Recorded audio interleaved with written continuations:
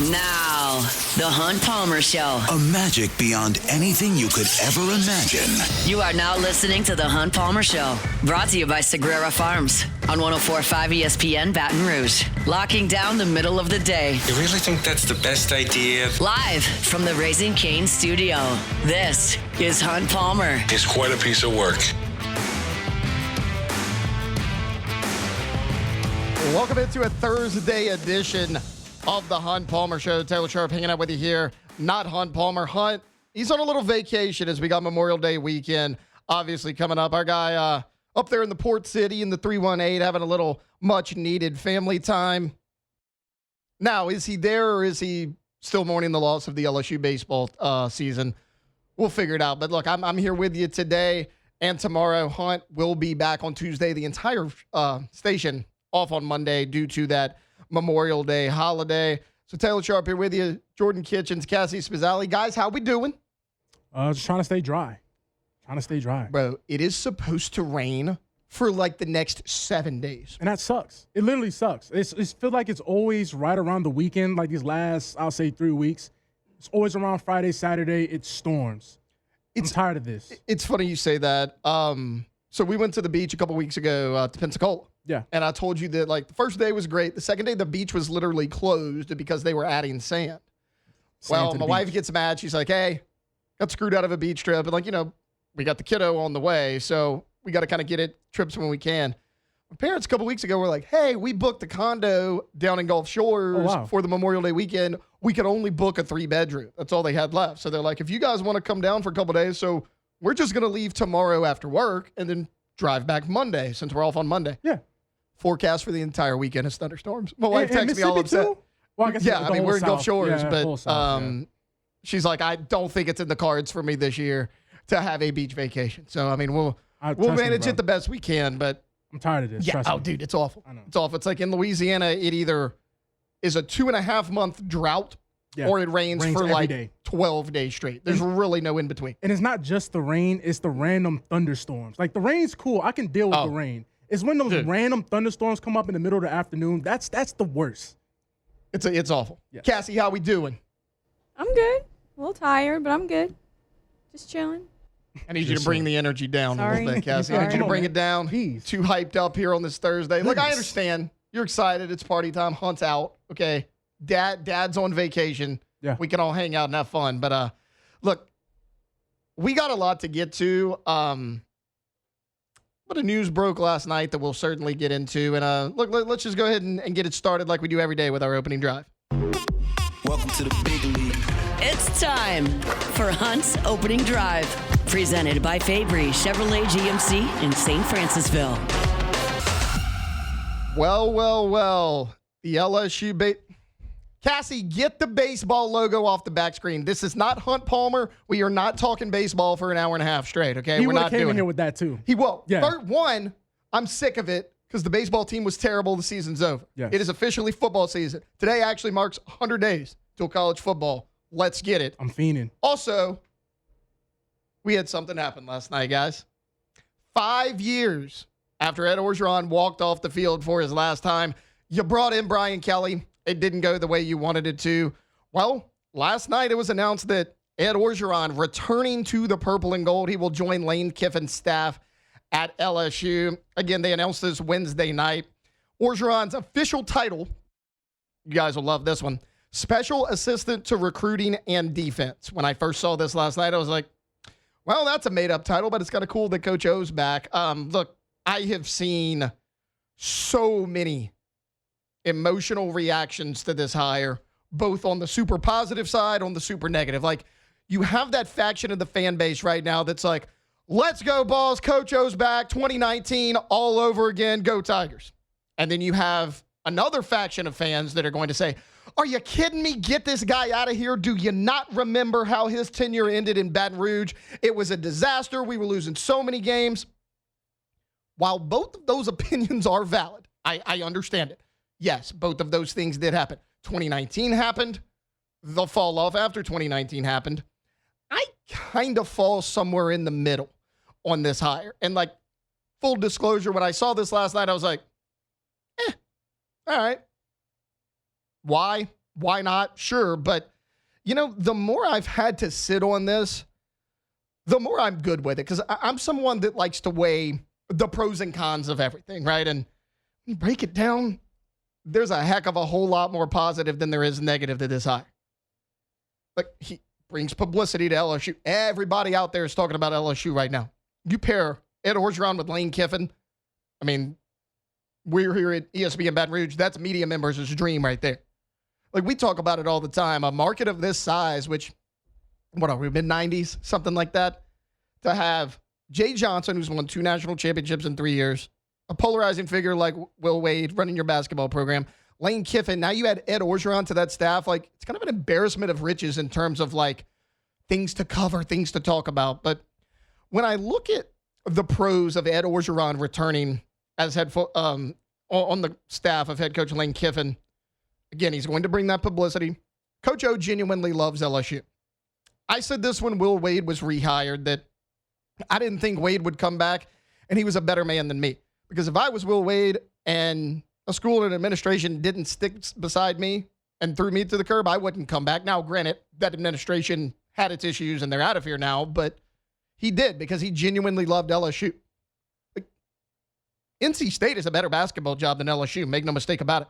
But Wade genuinely wanted to be here. So does Ed Orgeron. Even when Ed Orgeron was let go, he agreed to finish coaching the rest of the season. That almost never happens. And since then, like, you're never going to hear Coach O say a bad thing about LSU, state of Louisiana, anything, because he loves it. This is home for him. And I want people in this program that genuinely want to be here. Coach O certainly fits that mold. Also, there's the good relationship with Lane Kiffin. Remember when Ed Orgeron got this job, there was ties to Lane Kiffin. Remember, the reports came out that he was reaching out to Kiffin when Kiffin was the offensive coordinator over at Alabama, wanted to bring him in as the OC here. Now, would that have happened? Maybe, maybe not. But, I mean, it happened. There was enough smoke to it that Nick Saban's like, hey, why don't you go ahead and take that Florida Atlantic job? I certainly don't want you over there at LSU. And look, the relationship, they've coached at USC together when they were both assistants. And Kiffin got the head job at Tennessee. He brings over Ed Orgeron. There's been both of them former Ole Miss head coaches. Like the comparisons and the path of Lane Kiffin and Ed Orgeron, not that dissimilar. Like, they've been buds. It's always good. Like, if a coach is comfortable with the people around him, that's going to ultimately make him a better coach, which, again, another reason, that's a check in the Ed Orgeron box for me as to why I'm okay with this. Also, the familiarity in recruiting. Now, some could say, well, LSU pretty much recruits itself. Yeah, I can get behind that because anybody wants to point out, well, look how great LSU's recruiting classes were under Orgeron. Yep. Saban had great ones. Les Miles had great ones. Heck, on paper, Brian Kelly had top 10 to 15 recruiting classes. It just didn't pan out and it didn't translate on the field. Lane Kiffin just put together a 43-man transfer portal class and a pretty good high school recruiting class as well. So there's going to be that argument of, yeah, but LSU recruits itself. Sure, I can get behind that. But when you look at Lane Kiffin's staff, great coaches, brought most of them over from Ole Miss. There's not a ton of Louisiana flair on the staff. Like, of course, you have Corey Raymond. Everyone deems him the godfather of DBU. Coach Raymond's going to recruit nationwide for the top DB. We know that. Of course, Blake Baker. But outside of that, there's not a ton of guys that can go any portion of Louisiana, walk into a building, take over that room, and have recruits listen to them, know who they are, and know that you're getting a genuine reaction from a coach who genuinely loves where he's at. So I think that's a positive as well. There's so many pros to a hire like this. Now, the only con I could come up with is really just a hypothetical. It's something that could happen that probably won't, and in my personal opinion, will not happen. The only con could be this is a potential distraction. Ed Orgeron is a high-profile guy, and let's not separate from the fact that hiring a guy who won a national championship as a head coach at the very same program you're rehiring at is a little odd. It doesn't happen a ton. I get that. Like, if I'm head coach at LSU, do I do it? I don't know. Like, do I want that breathing down my neck? Is there a potential power struggle? There could be. But I think Lane Kiffin washes that worry away because going back to the relationship that these two have, he trusts Ed Orgeron. He's brought him on multiple staffs. They've been friends for years. Again, Orgeron wanted to bring him on as offensive coordinator his first time around when he was the head coach at LSU. The roles are just kind of reversed now. They were together at USC. They were on the same staff at Tennessee when Kiffin got that job as head coach. They're friends. There's familiarity there. There's a good relationship. Lane Kiffin is a very calculated guy. I don't think Lane Kiffin would bring him in if he was worried about that. So that kind of squashes any, is there going to be that distraction? How's the media going to react? Is it going to be a power struggle? I don't think there's any of that. Like, again, going back to his role, special assistant to recruiting and defense. To me, that says analyst role, consultant, if you will. I imagine Ed Orgeron is going to spend 99% of his time on the road recruiting the state of Louisiana. That's just an assumption, but I would imagine that's the case. Can he sit in on defensive line meetings and stuff? Sure, absolutely. Hey, coach, what's your opinion on this? Let me get a second pair of eyes here. Let me get somebody else different to look at it. Absolutely. So I don't know if it's going to be as big of a coaching role on the field to make that big of a negative impact. So I think the cons are very, very limited here. I don't know if there really are any. Again, when I was sitting there last night, I was like, is the risk worth the reward? I don't know if there's a ton of risk. You got a guy who recruited well here, who loves this school, who is as familiar with the state of Louisiana as anybody on your staff. The only really thing you could look at with Coach O is say, it kind of ended badly and the program wasn't in great shape his last 2 years. That's fine. He's also not running this football program. That's why you paid Lane Kiffin all the money you did. He is running this football program. So I'm good with it, with the role that he's in. I mean, again, there's a ton of people out there that are banging the desk saying LSU's all the way back. There's other people that are losing their minds saying, get this guy away from my football program. I'm kind of somewhere in the middle. But again, the more I sit on it, the more I've let it stew and simmer, the more I'm good with. Like last night, I was like, all right, whatever. But the more I think about it, the more positives you lay out, I don't really see this backfiring. And you can say, well, again, going back to the recruiting, Lane Kiffin's going to be fine. He brought in a good portal class. I get that, but does it ever hurt to have more recruits that are familiar with the state of Louisiana? Absolutely not. This is a talent-rich state, and you got to go get the top guys in the state. Every coach that ever gets this job has said that exact same thing. We got to recruit the state of Louisiana. I don't know anybody out there in the world of college football that can recruit the state of Louisiana better than Ed Orgeron. So I'm good with it. Again, I'm not going to take some brash reaction one way or the other. Will it work? I don't know. Maybe. Maybe not. Will it be exciting? Almost certainly. We'll say absolutely it'll be exciting. Ed Orgeron, Lane Kiffin, Blake Baker, the staff they've put together over there. Heck, Charlie Weiser Jr. You have like the Incredibles of coaching staffs. You got the Avengers over there. It's going to be exciting. Is that going to lead you to a national championship? That's Lane Kiffin's job to do that.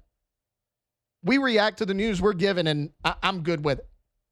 Jordan, what is kind of your thoughts on this whole Lane Kiffin thing? I mean, look, you're a guy, because, okay, you're from New Orleans, and yeah. when they moved on from Frank Wilson, everybody was like, hey, we love Coach Frank. What's going to happen with recruiting in New Orleans? Yeah. Me, I wasn't concerned about it a bunch, but bringing in Ed Orgeron, it's kind of a wash and maybe even a jump in recruiting there. What's your thoughts on this whole Ed Orgeron thing? Well, I'm going to speak on the recruiting thing at first. I think that really doesn't matter at all. I think people born in New Orleans want to play for LSU, like same way Harlem Berry said it. It doesn't matter who's recruiting. As long as you're coming in with those three letters, they're going to want to come play for LSU. I think the whole Coach O thing, I think it's more of like a low-risk, high-reward type of situation. I'm right there with you. Low-risk, high-reward. Like, it's not like Coach O's coming in here to take somebody's job. Coach O, nobody's coming in here to do. He's coming here to recruit, like you said, and fire the boys up. Simple as that. That's what I think Coach O's going to do. Maybe come give some inside wisdom every now and then. Help Lane Kiffin navigate this time in his life. That's all I really think is going to boil down to. Low risk, high reward. I think the real issue at hand is LSU is kind of leaning a little too far into the circus act at this point. It just seems like every day it's some crazy spontaneous news now. It's all good right now because the scoreboard is 0-0. It's all good right now. But how, we'll see how Kiffin, how all this transpires, but all the, I can say it's antics and whatnot, but all this, how are people going to, let's say, accept it if LSU has a little underwhelming season this season? I know I ain't trying to put them on the hot seat already and all that, but it's like, all this is cool, but if you're not winning, then it's a different conversation. And it's 0-0 right now, so that's why every move he's going to make is going to be a good move. Well, not only that, like there's people out there that are like, do you need this many assistants? Like I believe this makes 78 as far as full staff, like coaches, analysts, anything. But my thought is, it's not my money. I ain't paying them. Real talk. And like you could say, okay, well, could that jumble things up a little bit? Who do the players, who do they listen to, that type of thing? Yeah. I imagine Lane Kiffin's going to have very specific roles for everybody on there. 100%. That's not a concern for me either. Like, if you want that many coaches on your staff, hell, the rules allow it. Why not? So, exactly. Yes, I'm good with it. Very low risk, high reward, higher here. Look, if it doesn't work out, move on after a year. I mean, you're not married to this. You don't have a giant head coaching contract. It's only 1 year. That you can't pay the buyout 3-4 years down the road and you're stuck with it. Exactly. If it doesn't work out and for whatever reason, him and Kiffin clash, which I don't see happening at all, but then move on after a year. There's very little risk in a hire like this, and I'm good with it. And more importantly, it fires up the fan base in the offseason. And let's be honest, the way football, basketball, and baseball all went this year, we kind of need something to be fired up about it and a little bit of sense of hope. Also this, before we get out of here, last thing is this. Coach O, we know the type of person he is and type of fiery personality. Yep. You can't tell me on a game day having a guy like Coach O firing the boys up, giving them that game day speech that they really need. We've seen the Instagram lives after the game with the Alabama game, the Auburn game, you know, how animated he is. You can't tell me having a guy like that on staff. Dude, me and Moose were talking about it earlier. Let Coach O do the halftime interviews. Head coaches hate doing that anyways. Go in the tunnel, you don't learn anything. It's about 40 seconds. Let Coach O do it, man. People love it. Yes. All right, we're going to take a quick timeout. When we get back, Luke Johnson's going to join us, normal Thursday guest here on the Hunt Palmer Show, talking some New Orleans Saints next. The Hunt Palmer Show. Go take a tour at Marucci. What a cool place that we've got here in Baton Rouge. Marucci is available to you to take a tour. It's available to you to work on your game. Tours first. You go see where the official bat of Major League Baseball is made. You go see where they make 1,200 of them every day. You go hear about the story of how two former big leaguers and their trainer started making bats in the backyard and started that process at the bottom and have gone all the way to the top. They make the best bats in the world right here in Baton Rouge. And you can see where they're made, where they're stained, where they're shipped off, and how it happened. You can also work on your game at Marucci. You got a youth baseball player, youth softball player under your roof, eating up with it, wants to get better. Well, become a member. Key card access 24 hours a day, 7 days a week to the Marucci facility so you can practice swings, you can practice pitching. It's all there for you. Go see them online at MarucciSports.com. What a gym here in Baton Rouge. That's, of course, Marucci. You're listening to The Hunt Palmer Show, brought to you by Sagrera Farms.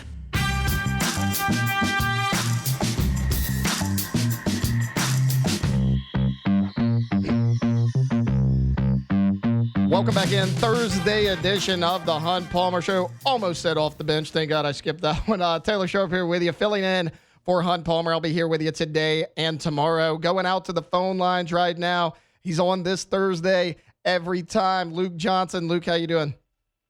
I'm doing great, man. Thanks for having me on. Yeah, absolutely. Thanks for making time. I know things can get, a little dicey sometimes around the holidays, so we appreciate you making time for us. Luke, OTAs start next week for the New Orleans Saints.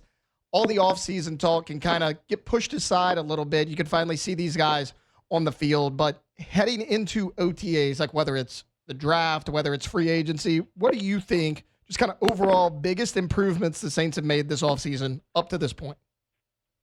I mean, I think it's pretty clearly just rounding out their offense, right? You start in free agency, they were one of the least explosive running teams in football last year. They go out and add one of the premier offensive guards available in free agency in David Edwards.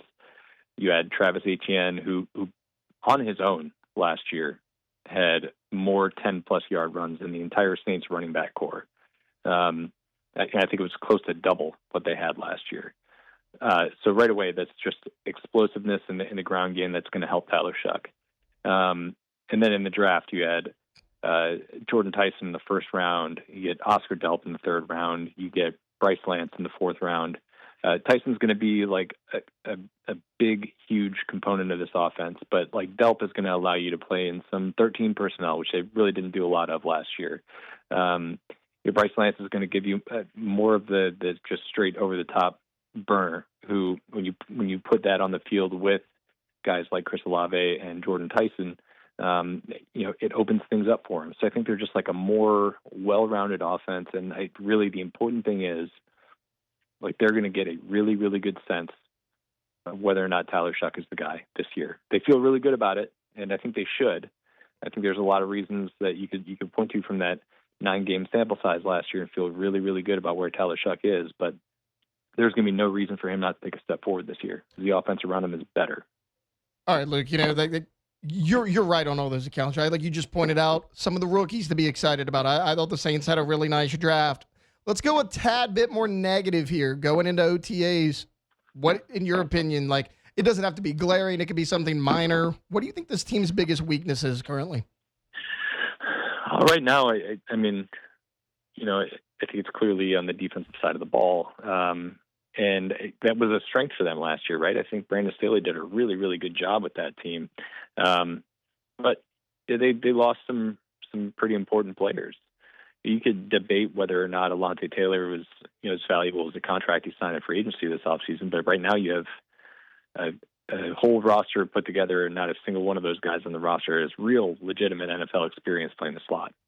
That's scary. That's an important position in this defense. And they could feel really good about somebody like, let's say, Julian Blackmon, right? But not only is he more of a safety by trade, but he's somebody who, for several years in his career has dealt with injury, including last year. He only played one game last year before a shoulder injury knocked him out for the rest of the year. And I don't think it's just as easy as some people might think with just move, one of Quincy Riley or Kool-Aid McKinstry from the outside inside. And I don't think you can count on one of the 7th-round draft picks late day 3 draft picks to go in there and start. So that's a little bit of a concern for me. You're taking out guys who have been cornerstones for you in DeMario Davis and to this point, Cam Jordan.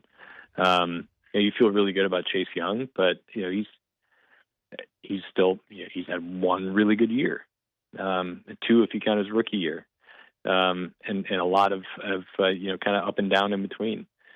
You're dropping Caden Ellis in for DeMario Davis. I think Caden Ellis is a nice player, but you're definitely losing something there. So the defense, especially for a team that was playing a 3-4 and transition to a 4-3 and then transition to a 3-4 last year, you kind of would have expected them to make a little bit more of a personnel change. And it's still very much the same group of players as it was 2 years ago, minus some of their best players. And I think that's just a little scary for me going into the year, even though I feel really good about Brandon Staley as a coach and some of the additions they made there. Luke, I'm glad you went. Luke Johnson, our guest right now. I'm glad you went defense there and kind of even brought up Cam Jordan. That kind of leads me back into this next question. Over the weekend, Mickey Loomis met with the media, and he said there's been a contract on the table for Cam Jordan, unsigned yet. So, in your opinion, will Cam be back with the Saints this year? I'm leaning toward yes, and it's really just because we're in late May now, and he hasn't signed with anybody. And look, this is the first time in Cam Jordan's career. This is going to be his 16th season, the first time in his career that he's hit free agency. And I'm sure he had different expectations of it because when you're the type of player that Cam Jordan is and has been, you don't think about the fact that you're going to be 37 this year. You think about the fact that you had 10.5 sacks last year, and you're really potentially going to be a Hall of Famer. And clearly just a market hasn't materialized for him, or at least one that was up to his expectations. So I think the longer this lingers, I think the more chance that him and the Saints find some sort of resolution that works for both sides. Because I don't think Cam's just going to retire. That to me just does not feel like it's in the cards. But I'm sure between a money thing and between you're not going to play 70% of the snaps thing, I think this has probably been a bit of a disappointment for Cam Jordan. And again, the longer it goes on, the more it feels like he's going to end up back here. Going from one veteran to the other, Alvin Kamara, will he be on the team? What will his role be? What are your thoughts there? I feel like he's got to be right. But every time the Saints open their mouths about him, it's like, oh, why are you doing this? it feels to me like they are like really trying to keep open the possibility that he's not going to be here. And I just, I don't understand it. Unless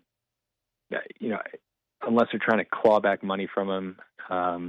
Mickey Loomis is talking about resource management. It's like that's like a sunk cost already.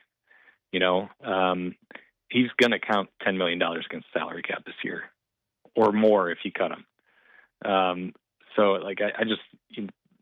If you wanted to manage your resources, I mean, then you shouldn't have signed Travis Etienne and just hope that AK is going to come back. But like you couldn't do that because you didn't think AK was up to the level you're used to from him. So I don't know. It wouldn't make sense to me at this stage to let go.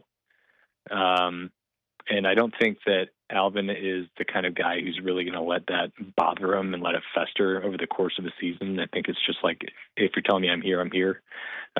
He's not going to be one that gets, too hurt about any public comments about, uncertainty about him coming back. But it's really weird. And the more they kind of posture around it and say, yeah, we're not sure how he fits on our roster, the less I feel like he'll come back. But just like from a dollars and cents standpoint, it just doesn't make sense to me to move on, because the money's already accounted for. His base salary is like $1.2 million for this coming year. Everything is all prorated bonus and accounted for. I don't understand how you could actually make that number smaller and not have him on the team. All right, that is Luke Johnson, Saints beat writer for The Advocate out in New Orleans. Luke, thank you so much for your time today. Hey, my pleasure. Talk to you soon. Absolutely. Thanks to our guy, Luke Johnson. Gotros Outdoor Power. Gotros Outdoor Power. It is grass growing season. That rain's falling. That weather is warming up, and that means you got to cut that grass. Gotros can get you behind the wheel of a zero-turn mower for $100 a month. It's a family-owned and operated business. They've been at it 22 years. That's why you should do business with them, not just because it's family-owned and operated, although doing business with local folks is always something that we endorse, but because the customer service that you get from someone in your community that's able to see you face-to-face, have a relationship with you, that's important. And that's why they do business the way they do at Gotros. When I say family-owned and operated, don't misconstrue that as a small business. They're the National Hustler Deal of the Year 2 of the last 3 years. They've got the largest hustler inventory in the state, largest parts inventory in the state. So if you need a zero-turn mower, you can get one from the big box stores. I wouldn't recommend it. You may never hear from them again. That will never be the case at Gotros Outdoor Power. You can find them at 2 locations, Airline Highway in Baton Rouge and, of course, in Gonzales as well. It's Gotros Outdoor Power. They're online at gotrosonline.com. All right, we'll step away. Coming up on the other side, we got Joe Healy of D1 Baseball next here on The Hunt Palmer Show. The Hunt Palmer Show. The other thing you can do is text Swing Easy to 225-499-1045. Swing Easy Golf Club here in Baton Rouge. League play is cranking up. If you'd like a chance to win your way into the league, you can do it through us here at 104.5 ESPN Baton Rouge. We're going to take 2 listeners. You will partner up with the partner of your choice, and y'all will play against each other in a scramble format at Swing Easy Golf Club. I may pick the course. We'll see if it's Pebble. We'll see if it's where they give away those green jackets. Maybe TBC Louisiana, someplace that you may have played. But we'll play a scramble format. You can win your way into the league. If you're interested in that, text Swing Easy, one word, Swing Easy, to 225-499-1045. You also invite you to get on by there this holiday weekend. If the rain comes, that doesn't mean you can't play golf. You can head over to Swing Easy to get your 18 holes in, hang out, get some drinks, get some tunes cranked in there, and just enjoy some time, even if the weather is a little bit crummy, which it may be this weekend in the capital city. Swing Easy Golf Club on Segan at Perkins, swingeasygcbr.com. You're listening to The Hunt Palmer Show, brought to you by Sagrera Farms.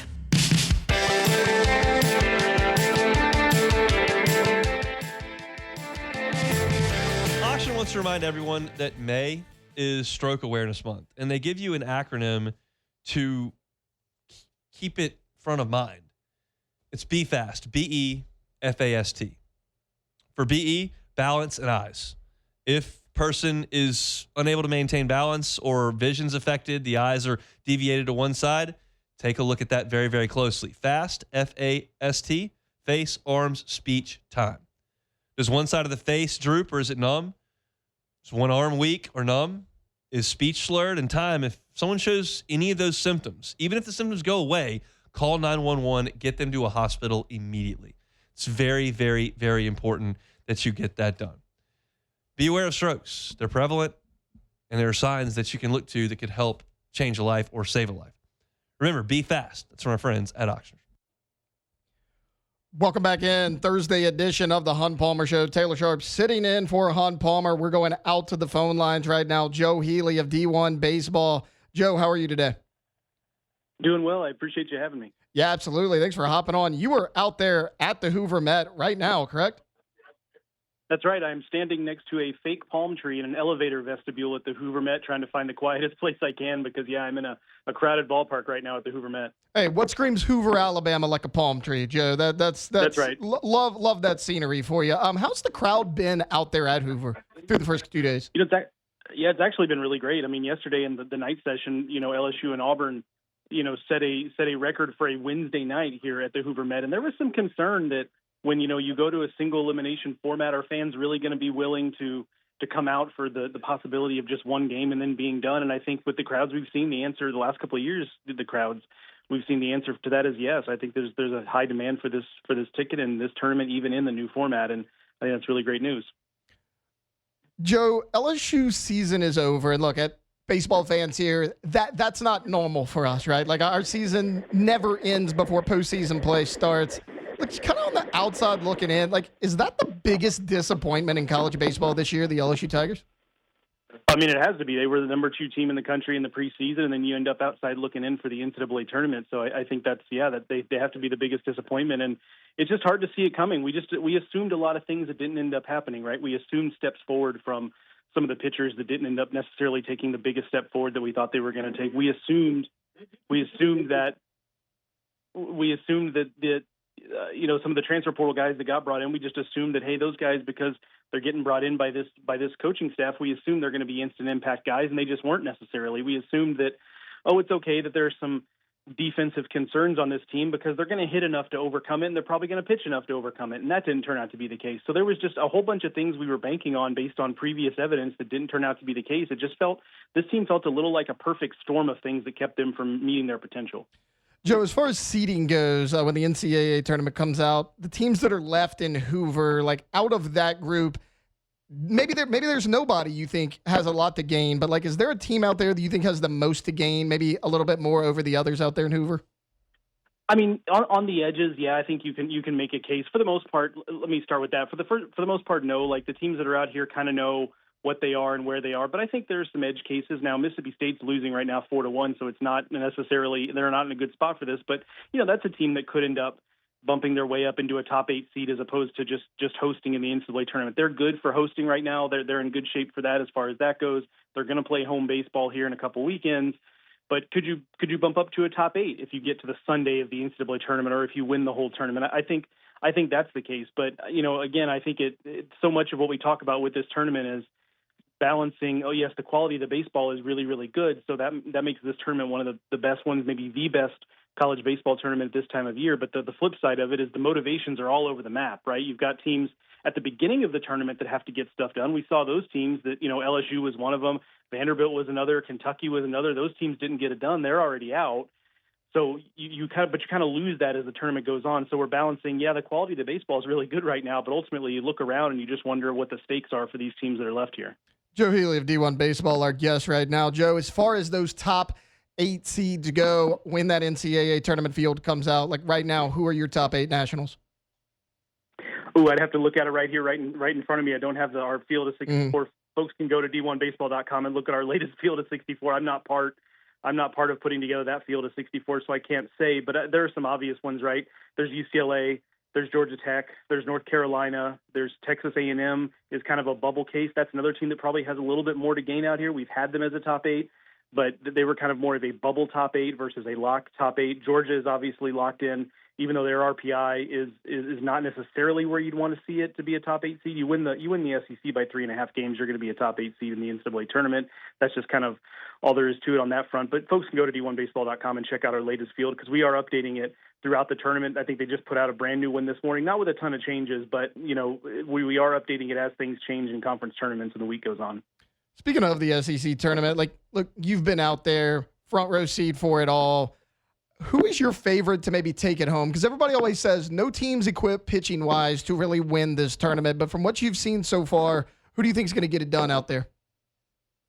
Yeah, I think I think Georgia's the team I'm looking at right now for a couple of different reasons. One is that the offense is just on another level. They haven't slowed down at all this season. Previous versions of Georgia the last couple of years have had really good offenses, but they would also have head-scratching games where they didn't produce offensively and they felt a little bit up and down. But this team has been absolutely relentless from an offensive standpoint, and I really like the pitching depth they have here.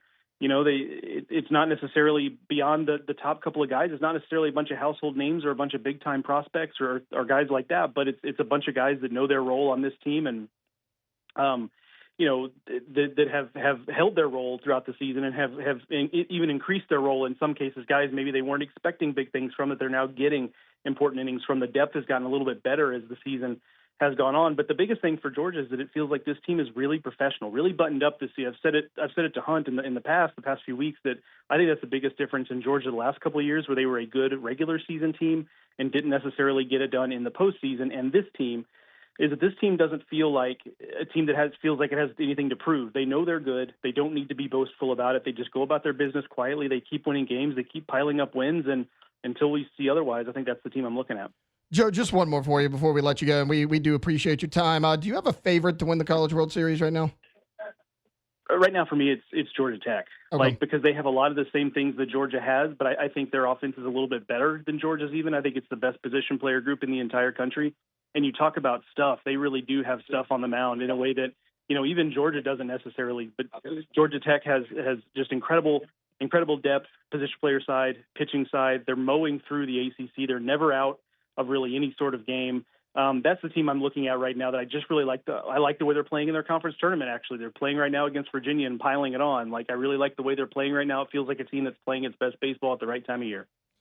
Joe Healy, D1 Baseball. Check out all of his stuff over at D1 Baseball. They put out a ton. Busy time of year for those guys over at D1 Baseball. Joe, thanks so much for hopping on today.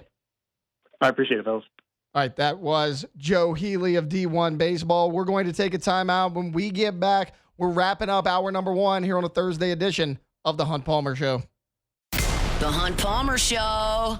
They got deals. Fabry Chevrolet GMC has got some savings for you, and I am going to tell you about them, because if you'd like to get by and take a look, you can certainly do it. They're on Highway 61 in St. Francisville. You can get a 2026 Chevy Silverado at 0% APR financing from now until the end of the month. That's not a long time. You got a week and a half, but 0% APR financing on 2026 Chevy Silverados for 36 months. You can get a 2026 GMC Sierra 1500 at 2.9 financing for 72 months now until the end of the month.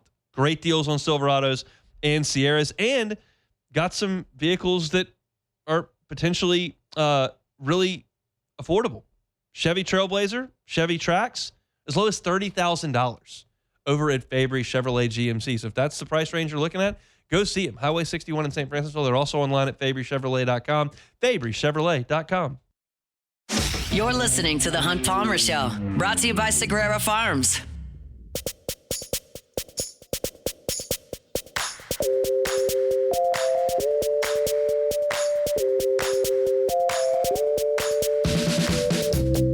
All right, welcome back in. Final segment of hour 1 here on a Thursday edition of The Hunt Palmer Show. Taylor Sharp filling in for Hunt Palmer. We're with you today and tomorrow. Look, we got a jam-packed hour number 2 coming up. We'll finally dive into some LSU baseball. I know there's some guys in the YouTube chat. Look, I wanted good vibes. In hour number 1. We got Coach O back. Yeah. I mean, we still got college baseball going on. We'll get into the depressing news that is the baseball team coming up in hour number 2. Also, 2:15, Chris Blair, the voice of your LSU Tigers, will join us for his normal Thursday spot. But, Jordan, we got about 6 minutes to go here, maybe 7 minutes to go before we hit that top of the hour break. And you're as locked in as anybody in this building. I feel like it's me, you, and sometimes Jake. That's that's kind of the NBA group of this building. And you watch a ton of it. I know you've been locked in. This Final Four, to me, I said this on OTB this morning. Even if you're not a diehard fan of any of these teams, you should be locked into these Eastern and Western Conference Finals, because I think they're great. I think there's a chance that not one, but both of these series go to a full 7 games. I mean, which is kind of overall as a whole, what's your thoughts on these conference finals, man? I think this is what the NBA needed to kind of to kind of garner that outside attention. No, 100%. The main thing that I think about is so many teams have like an international guy on their roster that is pretty key to the whole mix of that team. So that also adds a lot of eyes to it. But really, it really just shows me the difference between the Eastern Conference and the Western Conference. Now, when I say that, it's because at one point, it felt like the Knicks were about to get run out their building in game one. Now, they did come back.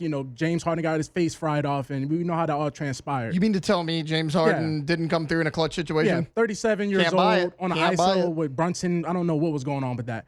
But the contrast of how the Western Conference games literally feel like war. It literally feels like somebody might die on the court tonight, like how physical the Western Conference series is to the Eastern Conference. I'm not sitting there saying like the level of ball, but I think it's clear that the winner of the finals is coming out the Western Conference. I think this is the NBA Finals coming out the West. Now, I know you like the Knicks. Okay. I know you like the Knicks. But I think if the Thunder or the Spurs make it, they're going to beat whoever they see out of the East. Okay, well, let's go there. Okay. Thunder Spurs, who takes the series. We'll go with that one first since it's tied 1-1. I have the Thunder only because I think the Spurs. I think the Spurs. The NBA is one of those leagues you got to pay your dues. They have to go through the ringer a little bit, not go through the ringer but they have to go through a little bit of heartbreak so they can come together and get over the hump. I think they're like a little bit ahead of schedule. If you probably ask people inside the Spurs locker room, you're like, hey, this is anonymous. Do you think your team's going to get it done this year? Yeah, they'll probably say no. And like I look at it, you don't know when De'Aaron Fox is coming back. Yep, injuries. Dylan Harper had a hamstring injury. Those are fickle. You don't know what that's going to look like. There's a chance he doesn't play in game 3. Also, when I just look at what happened in game 1, SGA played by far his worst game in the playoffs. Easily. And you still took that game into double overtime before you lost it. Yeah, until Wemby just became Superman. And he had to be Superman, and SGA had to play an awful game just to win in double overtime. You go look at what they did in game 2. They put Hardenstein on Victor Wembanyama. He had 26 points in the paint in game 1. It went down to 10 in game 2.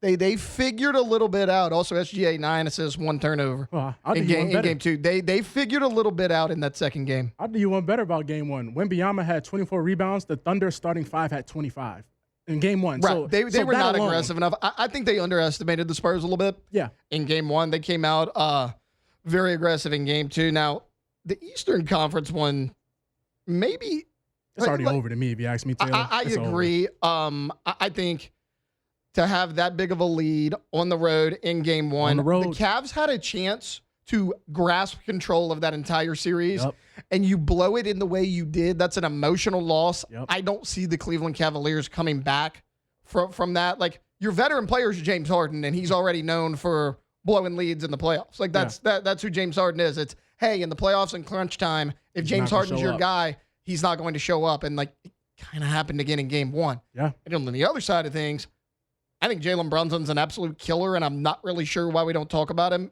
as much as we do. Like, I have a reason why. Imagine, though, like for me, though, right now, like, you look at the past 3-year span, can you name me for sure 10 guys that are playing better than Jalen Brunson? Probably not. I mean, he's right in there. He's up there. He's a top 10 player in the league. Right. I mean, he's a top 10 player in the league, playing in the New York market. Yeah, he shows up every time. You don't hear about him. He came out, he dominated that game, finished with 38 points in, honestly, I gotta have it game 1. Like, I know I don't like to say game 1s are gotta have it, but that was the Knicks would have been in trouble if they lose that game the way they did, or the way it looked like they were going to. Yeah. And then now that the Cavs lost, I don't know if emotionally they can come back from it, but like, dude, I think Brunson might be the most underrated player in the league. I can't give him underrated. I just think he doesn't get the same type He's not flashy. Yeah, I'm about to say, I can't say underrated because people think, they know he's good. He's good. Right. He's really good, not just good. That might be an understatement. That might be underselling him. I think the thing with Jalen Brunson is, one, he's an undersized guard. He's not one of these flashy new 6'5", 6'6" point guards, these Shai Gilgeous-Alexanders. Like you said, your Dylan Harpers when he gets going, like these bigger guards. He's not one of those guys in his personality. He's not brash like Anthony Edwards. He's not like a Shai Gilgeous-Alexander who's got like this cool type of mystique about him or whatnot. He just shows up and plays ball. He's the perfect guy for New York. He's one of the guys, doesn't say much, just shows up, balls, go home. And he might do his little podcast after the fact, but that's Jalen Brunson. I think that's why, because it's weird because he plays for the Knicks, and he's not one of these mega superstars. Right. That's what confuses me the most, because he's got the ability to be he's good. That superstar. And he's in the Knicks. He's in the market to be the superstar, and they've had the success needed to be a superstar. It just kind of baffles me. Like, maybe that's kind of why. Like, okay, full disclosure, I'm kind of jumping on the Knicks here in this thing. Like, I want to see them win the whole thing, and I never thought I would say that because I typically hate every New York and LA market. This team a little different though. In pretty much every sport, but this team's a little different, man. I mean, they're in the New York market. They're lunch pail guys. It's a team of lunch pail guys. They really are. I mean, you got Anunoby, who's kind of known more defensively, right? He is the key to it all because he's a defender that the Knicks need. Right. There's they have a lot of finesse type of guys. You know, even though you have Mikal Bridges and Josh Hart, but then Anunoby's really the stir of it all. Well, that's the thing, right? Like, I'll give it that. Cat too. He's been playing really well. Bridges is a guy that performs everywhere he's been, but like you wouldn't think a guy like that has bounced around as much as he would. Like, he should be a staple of a franchise, and he just really hasn't been. Yeah. And then, I mean, Josh Hart, like any fan base and team that Josh Hart is a part of, they all love him. So like they're really a likable group. And again, that's coming from someone that hates pretty much every New York and LA market. Like that should tell you something about the Knicks. For what it's worth, I do think it's going to be Knicks and Thunder. I think that's a banger of a series. I think Knicks in 6. I think Thunder in 7. Oh wait, Knicks in for this series. Wait, to get to the finals. Oh, okay. I think Knicks. I think Knicks win it in 6. Thunder take it in 7. I thought you were saying that in the finals. They take it to the finals. So, dude, it's going to be interesting. I mean, you know, I've been kind of out of touch with it the last couple years, but these 4 teams, the way they all play, they're kind of got that physical approach, as you mentioned. Like, I'm actually excited about it and locked in for the first time in a while. All right, coming up in hour number 2, we're recapping LSU baseball. Their abysmal season finally came to an end last night. Chris Blair, the voice of your Fighting Tigers, will join us at 2:15, and then we close this thing out with a little take it or leave it. We got some fun ones coming up there, so stay tuned. All that and more coming up Thursday edition, hour number 2 of the Hunt Palmer Show. The Hunt Palmer Show. Boudreaux's Electrical Services. Boudreaux's Electrical Services. Make sure the power doesn't go out on you. We're going to have some nasty storms blowing through Louisiana, all from the north to the south portion of the state. And you know when those happen, especially as the weather warms up, you can lose power. It's at the very least annoying. At the worst, it's debilitating for work and sleep. Make sure it doesn't happen. Boudreaux's Electrical can come out, have a local team install that Generac home standby generator, and make sure that your power does not go off. Evacuate from a storm. You don't want to come back to a dark, hot house with a ruined fridge and freezer. No. You want to come back to a house that's powered. Boudreaux's Electrical can make that happen with that Generac home standby generator. Give them a call at 985-397-1562, 985-397-1562, or 225-300-9389. That's 225-300-9389. You can do it the easy way. Find them online at boudreauxelectrical.com. That's Boudreaux's Electrical Services.